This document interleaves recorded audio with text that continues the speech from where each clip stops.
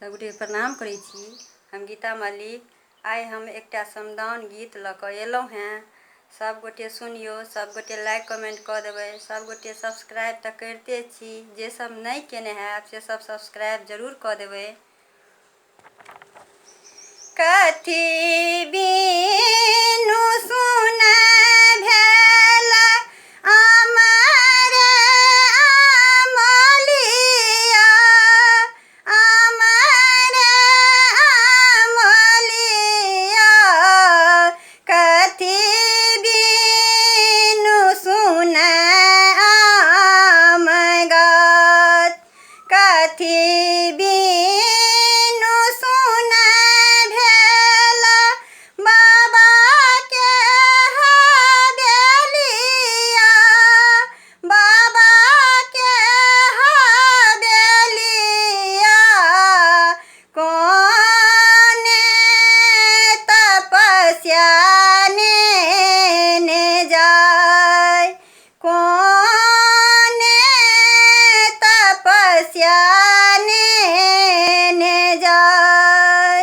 आम बीनू सुना भेल अमर अमलिया, अमर अमलिया। सुगा बीनू सुना आम गाछ, सुगा बीनू सुना आम गाछ।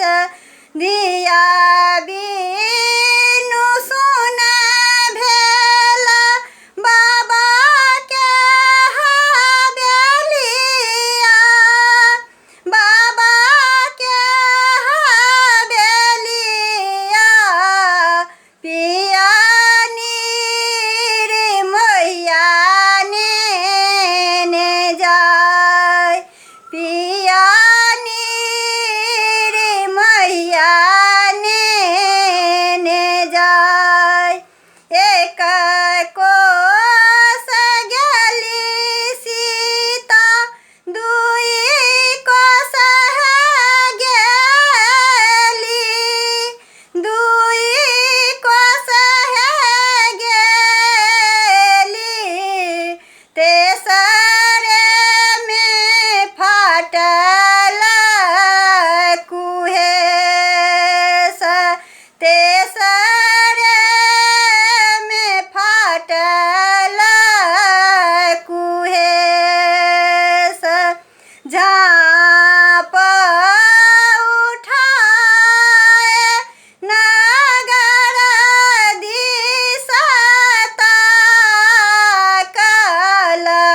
पड़ि गेल भैया मुख दृष्ट, पड़ि गेल भैया मुख दृष्ट।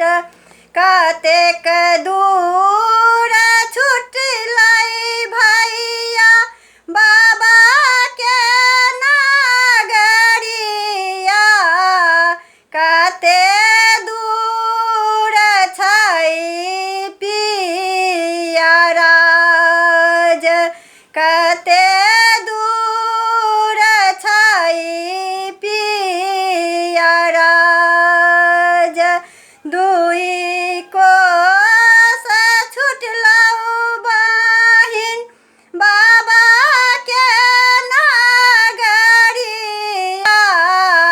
चारि कोस छौ पिया राज, चारि कोस छौ पिया राज।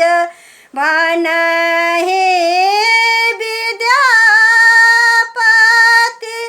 सुनु है सीता दाई, सुनु है सीता दाई। सब बेटी सासुर सब